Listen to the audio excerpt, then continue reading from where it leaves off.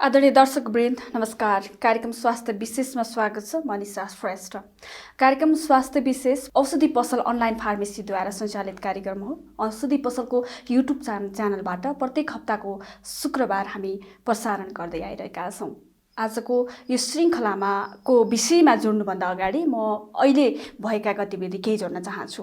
नेपाल सरकारले लकडाउन घोषणा गरेको पनि करिब 1.5 महिनाभन्दा बेसी भइसकेको छ। हामी सबैले बुझिसकेका छौँ, देखिसकेका छौँ, अझ भन्यो भने भित्री मनबाट महसुस गरिसकेका छौँ। धेरै कठिन र गाह्रो समस्यासँग जुधिरहेका छौँ। चीनको हुवान प्रान्तबाट सुरु भएको कोरोना भाइरस कोभिड-19 को यो भाइरसले विश्व नै हल्लाएको छ। यसबाट नेपाल पनि अछुतो छैन। यो भनिरहँदा नेपालमा पनि करिब 444 जनाभन्दा बेसीलाई कोरोना भाइरस देखिसकेको छ। यति बेला हामी दुखी अवस्थामा पनि छौँ। यो अवस्थाले हामीलाई अलिकति गम्भीर पनि बनाएको छ। साँच्चीकै कसरी समाधान गर्न सकिन्छ होला? अहिलेसम्म पनि विश्वका धेरै ठुला भनिएका देशहरूले पनि औषधि पत्ता लगाउन नसकेको अवस्था हामीले भोगिरहेका छौँ।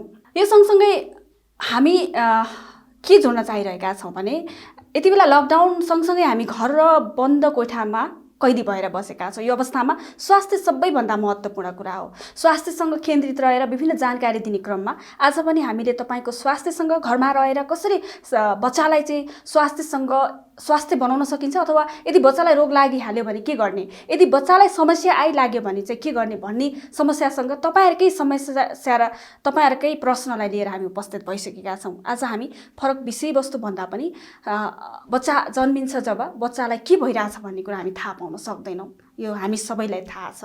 त्यसैले तपाईँ घरमै बसिरहनु भएको छ। घरमा बस्दा बच्चालाई कसरी सेयर गर्ने, यदि यो लकडाउनको अवस्थामा चाहिँ घरमा बच्चालाई केही भइहाल्यो भने चाहिँ कसरी हामी बच्चालाई केयर गर्न सक्छौँ भन्ने विषयवस्तुलाई जोड्नको लागि आज मसँग मेरा अतिथि हुनुहुन्छ। गण्डकी मेडिकल कलेज र पश्चिमाञ्चल सामुदायिक अस्पतालमा कार्यरत वरिष्ठ बालरोग विशेषज्ञ डाक्टर नवराज सुवेदीजी हुनुहुन्छ। उहाँसँग आज हामीले पोस्ट गरेको औषधि पसलको फेसबुकमा पोस्ट गरेको पोस्टबाट तपाईँहरूले राखेका प्रश्न र जिज्ञासाहरू सोधेर तपाईँहरूको जिज्ञासा मेटाउने प्रयास गर्नेछौँ र कार्यक्रम सुरुवात गर्न चाहन्छु। आउनुहोस् स्वागत गरौँ। डाक्टर साहब, स्वागत छ कार्यक्रम स्वास्थ्य विशेषमा यहाँलाई। नमस्ते। पछिल्लो यो लकडाउनको समयमा चाहिँ केमा बिजी हुनुहुन्छ डाक्टर साहब? म त मेरो घरमा सानो बच्चा छ। धेरै जस्तो समय बच्चासँगै व्यतीत गर्छु र अरू समय चाहिँ हस्पिटल जाने आउने त्यो समय पनि छ, तर त्यसलाई सकेसम्म छुटाउने प्रयास नै गरेको छु र धेरै जस्तो समय घरमै बित्छ। अब एउटा बच्चासँग बित्छ, अर्को बारीमा बित्छ, अर्को अहिले चाहिँ अलिअलि किचनमा पनि बित्न थालेको छ। यो लकडाउनको बेलामा चाहिँ जस्तै हुन्छ नि, अब तपाईँ बच्चासँग चाहिँ सधैँ बच्चालाई चेक गरेर बच्चाको चाहिँ समस्यासँग जुधिरहनु भएको मान्छे, बच्चाको समस्यासँगै त्यहीँ रमाएर बच्चालाई चाहिँ खुसी बनाइरहेको मान्छे, अहिले चाहिँ त्यो बच्चाको समस्यालाई चाहिँ तपाईँ एउटा बालरोग विशेषज्ञ भइरहँदा चाहिँ कसरी गर्नुभएको छ? यो लकडाउनमा चाहिँ बच्चाहरूलाई चाहिँ कसरी हेरचाह गर्ने मौका पाउनुभएको छ?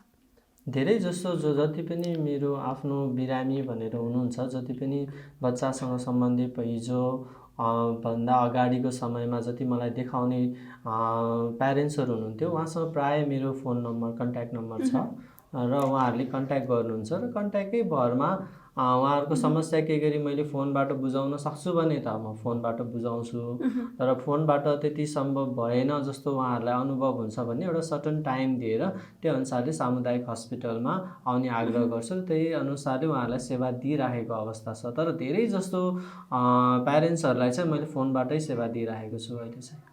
मैले तपाईँलाई चाहिँ हामीले चाहिँ सामाजिक सञ्जालमा औषधि पसलको फेसबुक पेजमा चाहिँ हामी तपाईँ आउँदै हुनुहुन्छ भनेर राखेका थियौँ। त्यो सामाजिक सञ्जालमा आएका प्रश्नहरू तपाईँ सामुन्ने राख्छु। जुन व्यक्तिहरूले चाहिँ आफ्नो जिज्ञासा राख्नुभएको छ, मेटाउन चाहनुभएको छ, तपाईँले पक्कै पनि मेटाइदिनुहुनेछ भन्ने आशा गर्दै प्रश्नलाई राख्न चाहन्छु। पहिलो प्रश्न रहेको छ, रिता मगरज्यूले राख्नुभएको छ। मेरो 2 वर्षको छोराको नाइटो बाहिर फुक्क निस्केको छ। यो आफ्नो ठाउँमा जान्छ कि जाँदैन होला, कि सधैँ यस्तै हुने हो?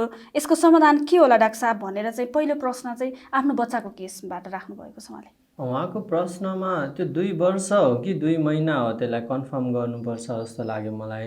यहाँ चाहिँ 2 वर्षको भन्नुभएको छ। 2 वर्षको उमेरमा उसको नाइटो बाहिर निस्किरहेको छ भन्यो भने चाहिँ त्यो चिज चाहिँ अलिकति हामीले सम्बन्धित डाक्टर साहबसँग सल्लाह गर्नुपर्छ। सम्बन्धित भन्नाले यसमा चाहिँ सर्जरी हेर्ने डाक्टर साहबसँग बढी सल्लाह लिनुपर्ने हुन्छ, किनभने त्यो चिज फेरि बन्द नहोला भएन भन्यो भने चाहिँ त्यसलाई हामीले सानो अपरेसनले नै बन्द गर्नुपर्ने हुन्छ। र तर के गरी बच्चा 2 महिनाको हो भन्यो भने चाहिँ त्यसमा साधारण कुराहरू हजुरले बुझ्नुपर्ने प्यारेन्ट्सले बुझ्नुपर्ने कुराहरू के छ भने बच्चा जन्मिने बित्तिकै सर्टन 5-7% को बच्चाहरूमा चाहिँ नाइटो आफै फुल्छ है, जसको चाहिँ अगाडिको जुन नाइटो अगाडिको जुन हाम्रो पेट अगाडिको मासुको तरल पदार्थ जुन हुन्छ त्यो राम्रोसँग बन्द नभएको कारणले गर्दा त्यहाँबाट भित्रको चिजहरू बाहिर निस्किने हो है। त्यो निस्किनु स्वाभाविकै छ, धेरैकोमा देखिन्छ, तर निस्केर 1 महिना 2 महिना 3 महिनासम्म त्यो निस्किन्छ, तर हातले थिचेर त्यो भित्र छिर्छ भने त्यसलाई केही गर्नु पर्दैन है।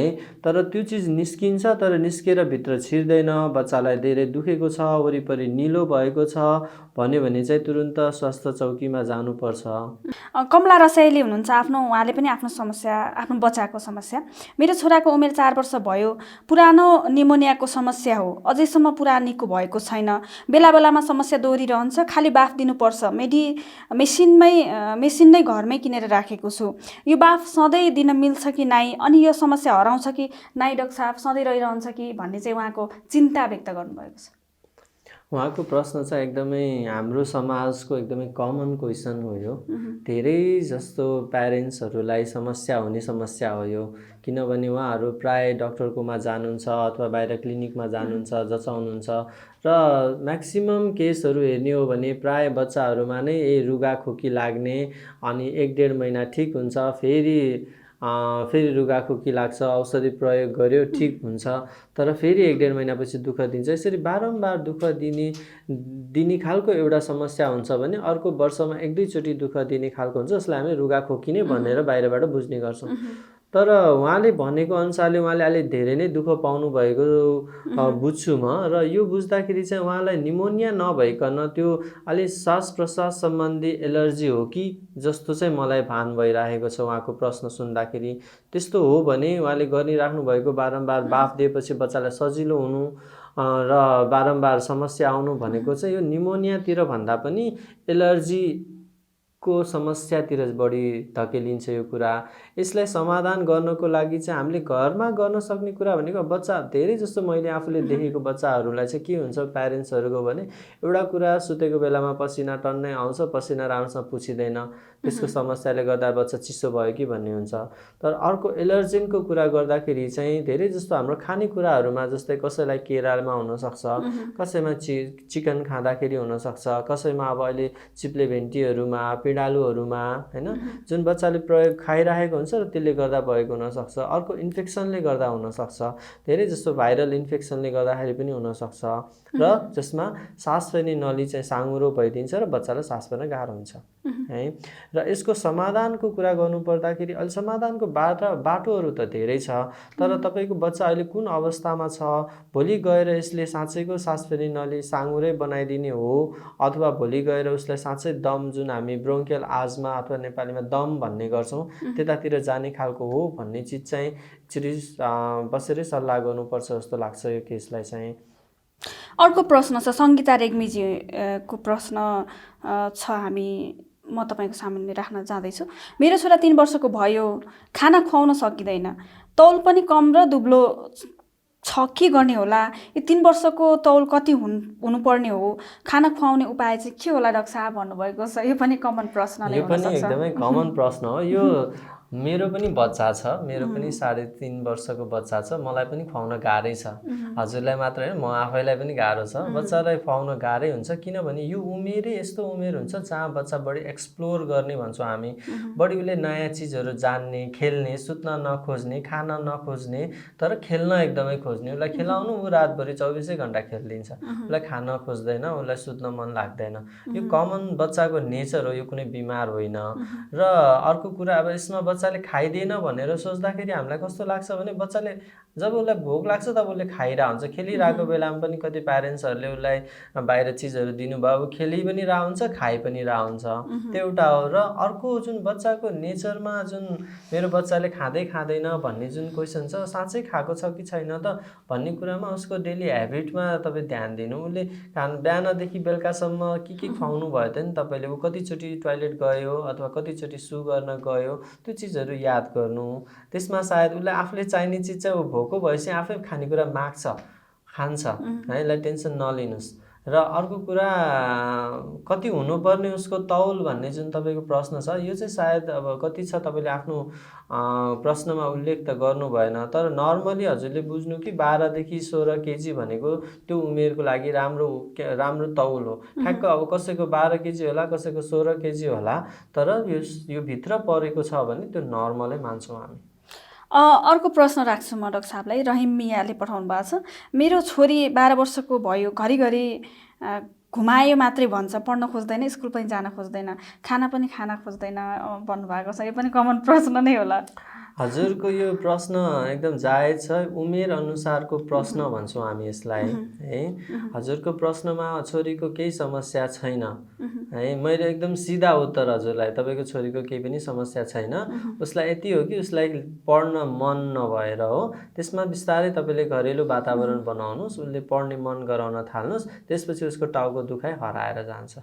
स्मिता गुरुङ पोखराबाट भन्नुभएको छ, मेरो बच्चा 18 महिनाको भयो, अझै 2 खुट्टाले हिँड्न सक्दैन, मलाई त कता कता बाबु हिँड्न नै नसक्ने हो कि भन्ने डर लाग्छ, किन होला अहिलेसम्म पनि हिँड्न नसकेको डाक्टर साहब, के कारण होला भनेर चिन्ता व्यक्त गर्नुभएको छ। उहाँको यो प्रश्न अलिकति गम्भीर नै छ, पोखराबाटै भन्नुभएको। होइन, हजुरको बच्चा 2 वर्ष पुगिसक्यो तर पनि हिँड्न सक्दैन भन्यो भने त यो त अलिकति प्रब्लमै हो। अब हामीले तपाईँ अब प्यारेन्ट्सहरूले सबैले थाहा छ बच्चा जन्मिने बित्तिकै त हिँड्दैन होइन, बिस्तारै उमेर अनुसारले हिँड्दै जान्छ। तर प्राय नर्मली यसो हिँड्नेवाला स्टोरी भन्ने हो भने चाहिँ नर्मली बच्चाहरू 10 महिना 1 वर्षको पुगेपछि आफै उभिएर कोही हिँड्न पनि थाल्छ है। तर पनि एउटा रेन्जको हिसाब गर्ने हो भने हामीले चाहिँ जुन बच्चा 18-19 महिना 18 महिना नर्मली सम्ममा चाहिँ बच्चा हिँड्छ भन्ने हाम्रो सिद्धान्त हुन्छ है। तर कुनै बच्चा 18 महिनाभन्दा बेसी भइसक्यो तर पनि हिँडेको छैन भने त्यहाँ केही समस्या छ कि भन्ने चाहिँ क्वेसन मार्क चाहिँ आउँछ। तर समस्या के, धेरै समस्या हुनसक्छ है। तर अब तपाईँको बच्चा नर्मल टाइममा जन्मेको हो कि होइन, जन्मिएपछि उसलाई केही समस्या थियो कि आइसियु एनआइसियुमा राख्नुपर्ने अवस्था आएको थियो कि है, र कुनै बिमारले गर्दा लामो समय बस्नुपर्ने भएको थियो, अथवा बिचमा केही उसलाई दिमागमा आघात पुगेको थियो, अथवा उसको मसलको प्रब्लम आएको थियो, यो चिजहरू त तपाईँले उल्लेख गर्नु भएको छैन। तर तपाईँलाई चाहिँ म के सल्लाह गर्छु भने तपाईँको बच्चा 2 वर्ष पुगिसकेको छ र पनि हिँडेको छैन भने एकचोटि भेटौँ, किनभने भेट्नै पर्छ। तपाईँसँग पुरा स्टोरी मैले नलिकन के कारणले गर्दा, कारणै थाहा नभइकन मैले यही कारणले गर्दा भनेर छैन। अर्को रिकिता साईजी हुनुहुन्छ पर्वतबाट, उहाँले चाहिँ तपाईलाई सोधेको प्रश्न छ, मेरो छोरा 6 दिनको भयो, आँखा पहेँलो पहेँलो छ र डराउन पर्दैन भन्छन् अरूले भन्दाखेरि, किन होला, यो जन्डिस हो कि के होला डाक्टर साहब? मैले अनि बच्चालाई यस्तो भएको बेला बेसार घिउ मासु खान हुन्छ कि हुन्न, के मुख बार्नु पर्ने होला, अस्पतालमा चेक गर्न आउन पर्छ कि पर्दैन, सल्लाह दिनुभए चाहिँ हुन्थ्यो भन्ने चाहिँ उहाँको प्रश्न छ। हजुरको प्रश्न पनि आज जतिले प्रश्न गर्नुभएको छ सबै प्रश्नहरू चाहिँ एकदमै कमन प्रश्नहरू छ। यो प्रश्न हाम्रो समाजमा एकदमै जायज प्रश्न छ, जुन बच्चा घरमा जन्मिने पहेँलो हुने। र हजुरलाई फोकस गरेर भन्नुपर्दाखेरि हजुरको बच्चा 6 दिनको छ र अलिअलि पहेँलो देखिएको छ, पहेँलो कहाँ देखिएको छ भन्ने कुरा हामी सोध्दै जान्छौँ। तर नर्मली पहेँलो देखिएको छ भने त्यो कुनै नराम्रो चाहिँ होइन, एउटा हजुरले ध्यानमा राख्नुपर्ने कुरा त्यो। र पहेँलो अलिअलि आँखामा पहेँलो देखिएको छ, अथवा अनुहारमा पहेँलो देखिएको छ, अथवा छातीमा पहेँलो देखिएको छ, अथवा उसको खुट्टातिर पनि हाततिर पनि पहेँलो देखिएको छ, यो चिजले नै हामी उसमा कति कडा छ अथवा कति नरम छ भन्ने कुरा बुझ्छौँ। तर धेरै जस्तो बच्चाहरू जति पनि जन्मिन्छन् नर्मली सबै बच्चाहरू पहेँलो भएरै जन्मिन्छन्। अलिअलि पहेँलो चाहिँ जन्मेको 1-2-3 दिनपछि देखिन चाहिँ थाल्छ। तपाईँको 6 दिनको बच्चा हो, पहेँलो देखिनु स्वाभाविकै हो। तर धेरै पहेँलो देखिएको अवस्थामा जस्तै उसको हातमा, उसको खुट्टालाको पैतालातिर पनि पहेँलो देखिएको छ भने उसलाई चाहिँ हस्पिटल लिएर आउनुपर्ने अवस्था हुन्छ। मैले एकचोटि रगत नहेरिकन हुँदैन। र यसको उपचारको कुरा गर्नुपर्दाखेरि कुनै औषधि खुवाएर यसको उपचार हुँदैन है। र जुन तपाईँको खानेकुराको क्वेसन छ त्यसमा चाहिँ यो पहेँलोपन चाहिँ कुनै नराम्रो पहेँलोपन होइन, जुन ठुलो मान्छेहरूलाई हुने जन्डिस पहेँलो भन्छौँ त्यस्तो खालको पहेँलो चाहिँ होइन यो। अर्को चाहिँ सरस्वती ढकालजी हुनुहुन्छ। म सुत्केरी भएको 2 महिना भयो, बच्चाको नाइटो पाकेको जस्तो छ, पानी निस्के जस्तो पनि छ, नेस्पोरिन पाउडर लगाएको पनि राम्रो भएन, ज्वरोहरू आउने केही समस्या छैन, के गर्ने होला भन्नुभएको छ। कुनै कुनै बच्चाहरूको नाइटो चाहिँ अलिकति ढिलो खस्ने हुन्छ, सायद उहाँको पनि ढिलो खसेको होला। र ढिलो नाइटो खस्ने बच्चाहरूमा चाहिँ हल्का नाइटोबाट रसिलो पदार्थ चाहिँ निस्किन्छ, त्यो नर्मल नै हो, त्यसलाई टेन्सन नलिनु। तर धेरै जस्तो केसहरूमा यसरी रसिलो पदार्थ निस्किने र 1.5 महिना 2 महिनासम्म पनि निस्किराख्ने भयो भने चाहिँ हामीलाई चाहिँ अब जति दिन बढ्दै गयो त्यति गाह्रो हुने हो कि भन्ने डर त हुन्छ। तर नाइटो वरिपरि कुनै समस्या छैन, पिप देखिएको छैन, रातो भएको छैन, बच्चाले राम्रैसँग खाइराखेको छ, भमिट गरेको छैन, तर बेला बेलामा डायपर भिजिरहेको छ, चिसो भइरहेको छ भन्यो भने ठिक छ। तर अलिक धेरै नै चिसो भइरहेको छ, हामीले सोचेको भन्दा बढी नै रसिलो पदार्थ तर धेरै नै निस्किरहेको छ भन्यो भने चाहिँ एक्चुअली भेट्नुपर्ने हुन्छ। अर्को अङ्किता रेग्मी ज्यूको छ प्रश्न, त्यहीसँग चाहिँ रिलेटेड हो जस्तो लाग्छ। म सुत्केरी भएको 1 महिना भयो, मेरो बच्चालाई जन्मदेखि नै मेरो दुध नआएर ल्याक्टोजिन खुवाउने गरिरहेकी छु। अहिले त मेरो दुध खानै मान्दैन, ल्याक्टोजिन फेरि खान्छ। यो मेरो दुध राम्रोसँग नआउने र नियमित रूपमा ल्याक्टोजिन मात्रै खुवाउँदा बच्चालाई असर गर्छ कि गर्दैन होला डाक्टर साहब भन्नुभएको।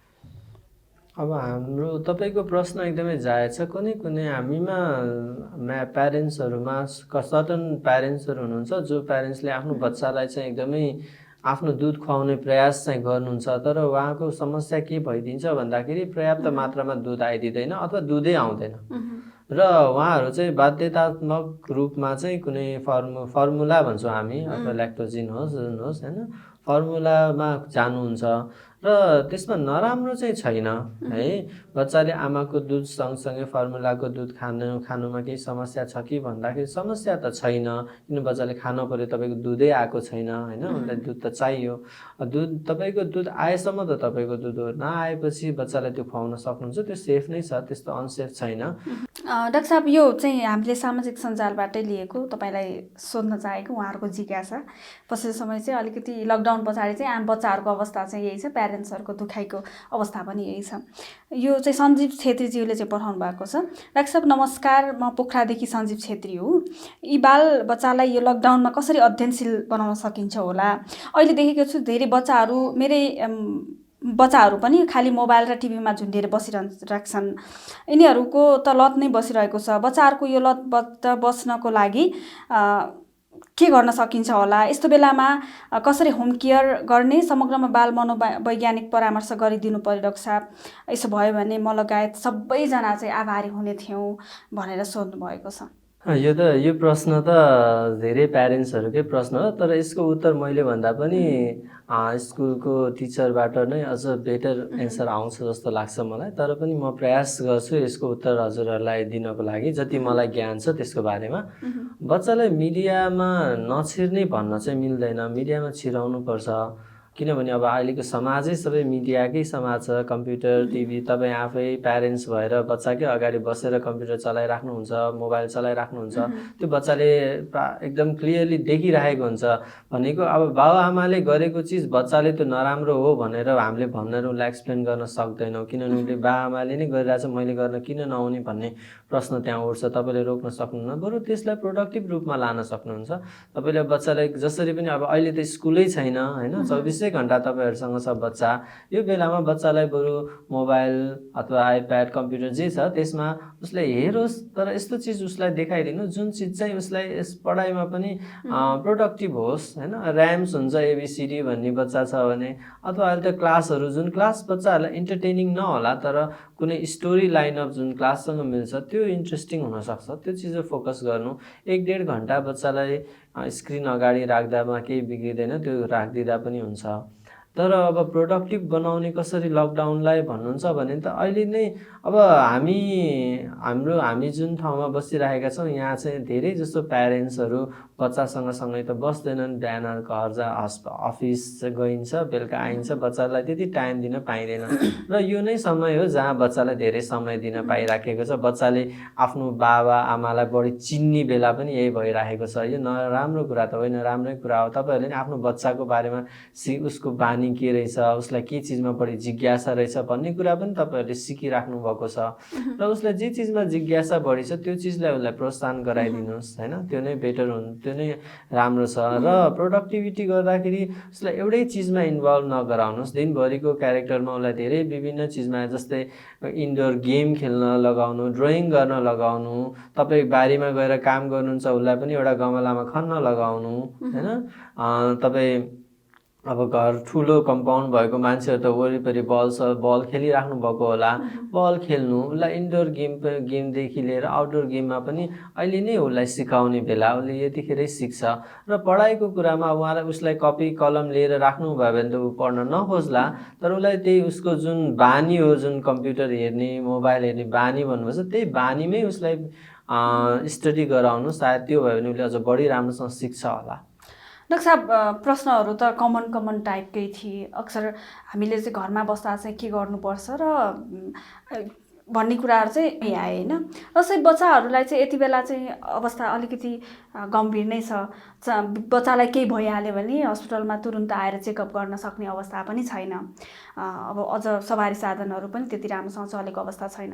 यो बेलामा यदि बच्चालाई चाहिँ रुगाखोकी लाग्यो, ज्वरो आयो भने चाहिँ के गर्ने? यो सामान्य क्वेसन चाहिँ जानकारी दिनुहोस्। अनि आज जुन औषधि पसलमा आएर यो लकडाउनको बेलामा पनि स्वास्थ्य विशेषज्ञ कार्यक्रममा हजुरहरूलाई भेटेर आफ्नो मनमा लागेको, हजुरहरूको मनमा लागेको क्वेसन प्रश्नको अलिअलि भए नि उत्तर दिन सक्यो होला। केही मेरो तर्फबाट अरू केही सहयोग चाहिन्छ भने म डाक्टर नवराज सुवेदी कार्यरत धेरै जस्तो समय पश्चिमाञ्चल सामुदायिक अस्पतालमा हुन्छु भने अर्को बेलामा चाहिँ गण्डकी मेडिकल कलेजमा हुन्छु। र त्यो बाहेक हजुरलाई अब मसँग अरू परामर्श लिनु छ भने औषधि पसलको वेबसाइटबाट पनि हजुरहरूले मसँग सल्लाह लिन सक्नुहुन्छ। र लकडाउन छ, तीनटा कुरा याद गर्नु, हामी सबैले छानिसकेका पनि छौँ। हात राम्रोसँग धुनुपर्छ, अलिकति मान्छेहरूसँग टाढिएर बस्ने बानी बसाल्नुपर्छ होइन। र जता पाए त्यता हातले छुने काम गर्नु हुँदैन। यति गर्न सक्यौँ भने पनि सायद हामी धेरै कुरामा बाँच्छौँ होला। र मास्क लाउने कुरा छ, केही गरी आफू कुनै बिरामी भएको मान्छेको वरिपरि जाँदै हुनुहुन्छ अथवा बाहिर बजारमा हिँड्दै हुनुहुन्छ भने सकेसम्म मास्कको प्रयोग गर्नु होला। धन्यवाद। दर्शकवृन्द, कार्यक्रम स्वास्थ्य विशेषमा तपाईँहरूको जिज्ञासा मेटाउने प्रयास गरिरहेका छौँ। आजका हाम्रा अतिथि हुनुहुन्थ्यो गण्डकी मेडिकल कलेज र पश्चिमाञ्चल सामुदायिक अस्पतालमा कार्यरत वरिष्ठ बालरोग विशेषज्ञ डाक्टर नवराज सुवेदीजी हुनुहुन्थ्यो। उहाँसँग तपाईँका जिज्ञासा, बच्चाहरूसँग रिलेटेड जिज्ञासाहरू राख्नुभएको थियो सामाजिक सञ्जालमा। ती प्रश्नहरूको पक्कै पनि तपाईँको जिज्ञासा मेटियो होला भन्ने अपेक्षा गर्न चाहन्छौँ। यति बेला हामी घरमै बसिरहेका छौँ। घरबाट पनि कतिपय अवस्थामा डाक्टरसँग कन्ट्याक्ट गरेर औषधि लिन नसक्ने अवस्था पनि हुनसक्छ। धेरै समस्या भयो भने अस्पताल नै जानुपर्ने हुन्छ। त्यो कारणले अस्पताल नै पुग्नु होला। सकेसम्म हामीले तपाईँ घर बस्दा बस्दै पनि सामान्य कुराको चाहिँ हामीले तपाईँलाई जानकारी दिने प्रयासमा यो कार्यक्रम सञ्चालन गरिरहेका छौँ। म फेरि जानकारी दिन चाहन्छु, औषधि पसलको युट्युब च्यानलबाट यो कार्यक्रम हेर्न सक्नुहुनेछ। प्रत्येक शुक्रबार बेलुकी 7 बजे हामीले तपाईँ समक्ष यो कार्यक्रम ब्रोडकास्टिङ गरिरहेका छौँ। तपाईँका जिज्ञासा छन् भने पनि यो औषधि पसलको फेसबुक पेजमा गएर आफ्ना जिज्ञासाहरू र प्रश्नहरू राख्न सक्नुहुनेछ। र औषधि पसलको एप्स मोबाइलमा डाउनलोड गर्न सक्नुहुनेछ। औषधि पसलको एप्सभित्र जानुहोस्, आस्क डाक्टरमा गएर पनि तपाईँको जिज्ञासा र प्रश्नहरू राख्न सक्नुहुनेछ। त्यहाँबाट हामीले तपाईँको जिज्ञासालाई मेटाउने प्रयास गर्नेछौँ। समय अलिकति गाह्रो नै छ। यो गाह्रो समयलाई हामी सबैले जित्नुपर्छ। कोरोना भाइरसलाई जित्नुपर्छ, घरमा बसेरै जित्नुपर्छ। त्यसैले घरमा बस्नुहोस् भन्दै आजको यो श्रृङ्खलाबाट म लगायत मेरो सम्पूर्ण टिमलाई बिदा दिनुहोस्। Stay safe at your home.